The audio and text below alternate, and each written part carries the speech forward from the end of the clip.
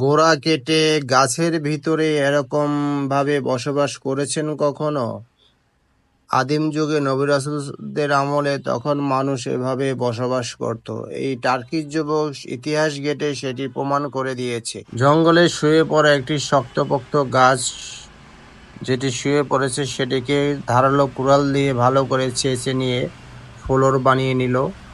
এরপর জঙ্গল থেকে কিছু গাছ এনে 60 ডিগ্রি অ্যাঙ্গেলে সেগুলোকে গাছের সাথে লাগিয়ে দিল এবং অনেকটা তিমি মাছের প্যাটের মতো ঘরটা তৈরি করা হলো। সেই ঘরের এরকম শক্তপোক্ত হয়েছে, যত ঝড় বৃষ্টি হোক না কেন ঘরটির কিছু হবে না। ঘরের যেগুলো বাড়তি অংশ গাছটির সেগুলোকে কেটে ফেলা হইলো। কেটে সেগুলোকে একটি ঘরের জন্য সুন্দর দরজা, রাউন্ড শেপে একটি দরজা তৈরি করা হয়েছে। তারপর কিছু মাটি নিয়ে মাটির উপরে খ্যার দিয়ে সেগুলো ভালোভাবে পাড়িয়ে সেগুলো মিক্স করে এবার মাটি দিয়ে প্লাস্টার করা হবে পুরা ছানির উপরে। প্লাস্টার করে হয়ে গেল, সুন্দরভাবে প্লাস্টার করে দিল।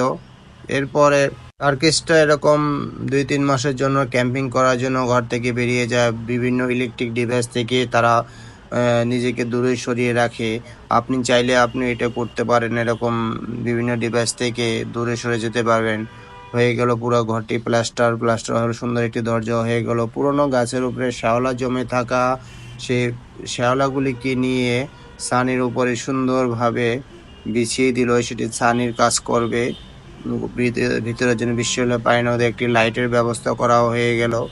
তারপর ভিতরে থাকার জন্য একটি শীতের থেকে বাঁচার জন্য একটি হিটারও তৈরি করলো। সুন্দর একটি হিটার বানিয়ে সেটি হিটারের ধোঁয়া বাইরে বেরোনোর জন্য একটি পাইপ করে দিল। তারপর ভিতরে কিছু খ্যার বিছিয়ে দিয়েছে থাকার জন্য।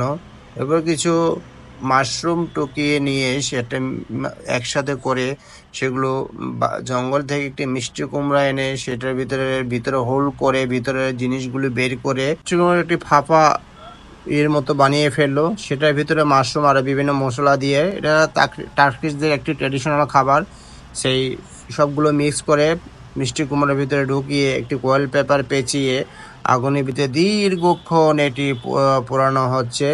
পোড়ানো হওয়ার পর এটি হয়ে গেলে সে এই গাছের গুহার ভিতরেই এটি পরিবেশন করতেছে, খাবারটা খাচ্ছে।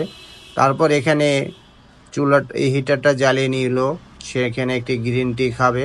উপরে চায়ের ইটলি বসায় দিল, হয়ে গেল গ্রিন টি। সেখানে বসে বসে গ্রিন টি খাবে। কখন ডাক এসে যায় কে জানে। চাইলে আপনি এরকম মাঝে মাঝে করে সবকিছু আড়াল থেকে কবরের মতো ঘর বানিয়ে সেখানে বসবাস করতে পারেন। দেখবেন জীবন পাল্টে যাবে। ভিডিওটা ভালো লাগলে একটি লাইক, কমেন্ট, শেয়ার করে দিবেন। Thank you for watching. আসসালামু আলাইকুম।